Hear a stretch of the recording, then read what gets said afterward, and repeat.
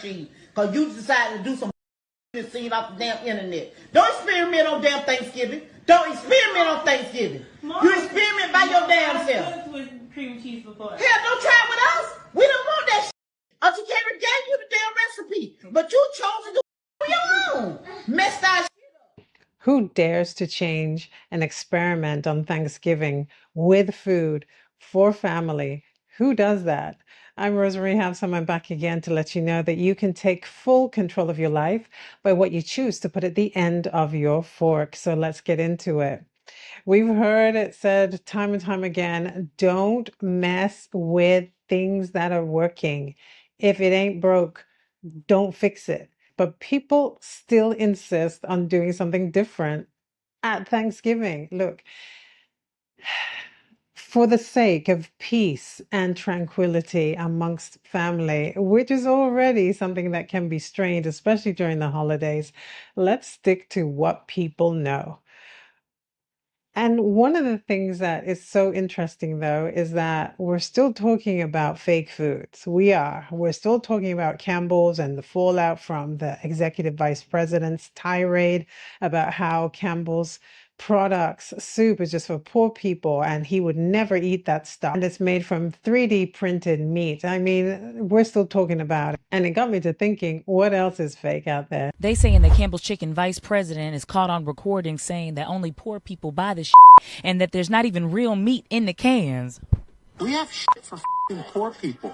Who buys our shit? I don't buy Campbell's products barely anymore. It's so healthy. Now that I know what the in it. Even in a can of soup, I look at meat, bioengineered meat.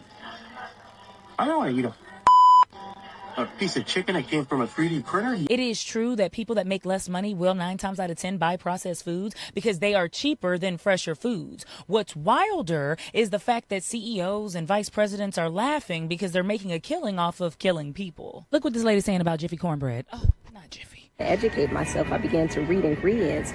You'll see things such as BHT. BHT is a known endocrine disruptor, which means it's going to disrupt the hormones. It's actually also a carcinogen. Look at this chicken somebody bought from Aldi's. Tell me I'm not tripping. This looked like a mouse. So Campbell's soup is contaminated with 3D printed meat, so we'll call them contaminables. Chicken is stringy and bouncy, and sweet potatoes look like sponges. What are you guys eating for Thanksgiving? Will you be home for the holidays? Here's a gentle reminder that if you get angry that people like disabled people or less fortunate people need food stamps in order to be able to feed their families, ask yourself this. Why do you care that people need help paying for poison? The food might taste a little funky this year because it's fake. It's like a tea party. We're all eating pretend food. Happy holidays from my family to yours. So many foods have been tampered with by the corporate food companies who just want to give you chemicals to control your thoughts, your actions, your weight, your mental capacity for stress. And it's time to say no. How many more times do we have to hear about foods that are fake, that are not good for us? And especially at the times of holidays, why does that impact us so strongly? Well, probably because there's a lot that is centered in food. Food isn't just about a meal to satisfy hunger. Food is cultural, it is familial, it is emotional, it is visceral to who we are. It's a very deeply personal part of our lives for many people, as well as being one of the main parts of our culture and different cultures across the United States and around the world. So what is the thing about fake food and what is the thing about what people believe at Thanksgiving? We're not even going to go into the whole area of eating poor quality food. We've already touched on that, and I don't want to be a downer for this holiday.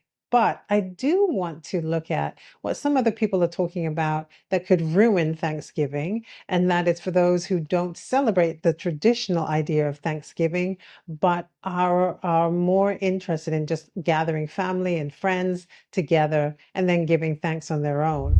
Peace to my family and friends who don't celebrate Thanksgiving. Heavy on the don't celebrate Thanksgiving. If you don't celebrate Thanksgiving and you invite me to dinner, knowing fully well where I stand on Thanksgiving, and you let so much as a thankful, a giving, in any variation, friends giving or thanks loving, anything, thank and giving, even if you saying grace, slip from halte your mouth. Will I ruin Thanksgiving for you? I absolutely have to.